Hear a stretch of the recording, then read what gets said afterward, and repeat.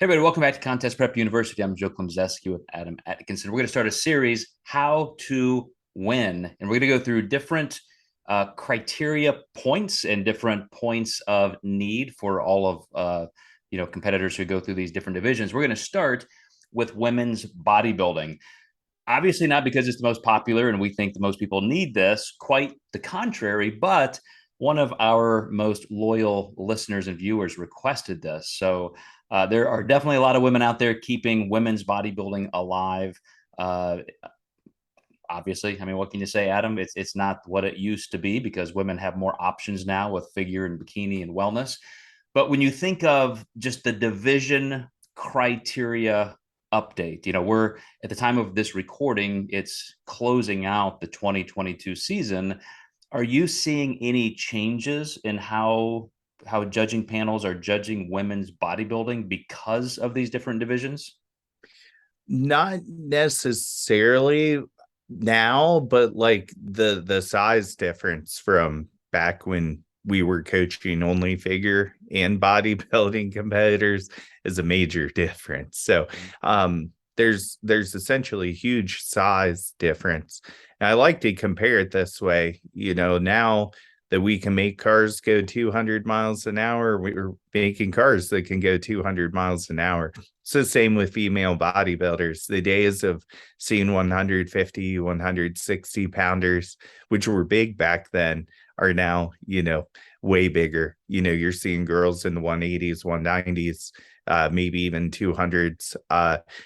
My claim to fame is actually back in the day, I had one of my clients beat Andrea Shaw before she became an Olympian. But now is a very exciting time to watch because I do think that they're awarding a good aesthetic to it, where there's not really like a classic women's bodybuilding. I would almost say there is an aesthetic aspect to women's bodybuilding that's kind of avoided in men's open, which I would say there's definitely that difference. And I think that they're just rewarding more aesthetic physiques maybe than they used to, because now more and more girls actually are getting into that size game. So they have to kind of chisel out something to make it a little bit harder. Well, and you are implying kind of a historical context between Corey Everson to Linda Murray to Kim Krzyzewski to today's current women. So obviously women who are using PEDs and like you said, they're just going for it, pedal down, whatever I can do, I'm going to do. And what we will toward the end, we'll chat for a second about our natural, women bodybuilders.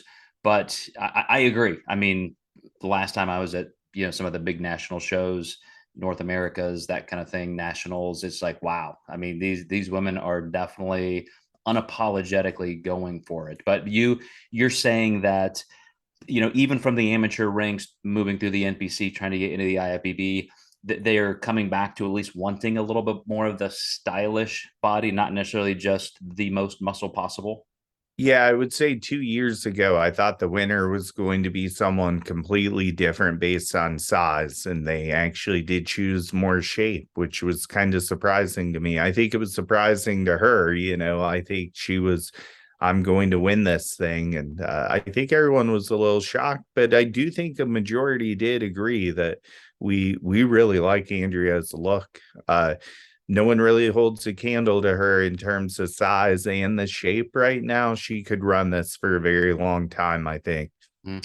Well, in this particular episode being on just division criteria, this is going to age me a little bit, but I'm going to say that throughout every division, when you're trying to compare apples to oranges, you do get a few different looks. And you remember back in the day, if you're looking at a Dorian Yates or a Lee Haney, and then all of a sudden there's a Lee Labrada at 185 pounds who gets second. It's like, wait a second, I thought they wanted the mass, but then, he's giving up 80 pounds to people who come in third, fourth, fifth. So you definitely have that overall look where they want the best aesthetic, the best conditioning, the best balance, the best muscularity. But that really does come in different packages. And you have to realize that from a judging perspective, it's still that overall look that people default to when they're kind of whittling through all these variables. Yeah, absolutely. If you look at Lee Priest, I mean, no one was really ever shaped like him. Unfortunately, he was just one of the smaller guys. Well, so one quick note for our natural women: if you're looking at places like the OCB and the INBF, and I think PNBF and different places, the Natural, Mr. Olympia, the WNBF World Championships, things like that. I really don't see a difference, right? I mean, you still want some size. This is bodybuilding, even women's bodybuilding, but conditioning has to be there. And I perennially have world champions coming through these ranks. And I have to say, my last couple world champion female pro natural bodybuilders are pretty big. I mean, they have the size, but they still have to have the conditioning. And that's just still classic bodybuilding, in my opinion.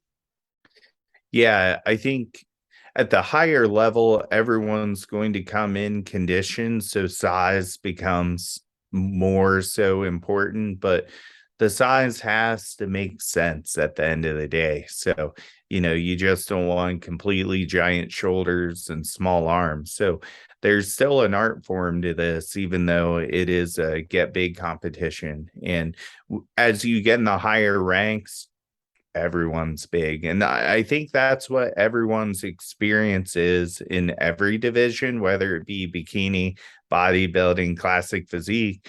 You get your pro card and then you do your first pro show. 99% of the time, that pro debut feedback is get bigger.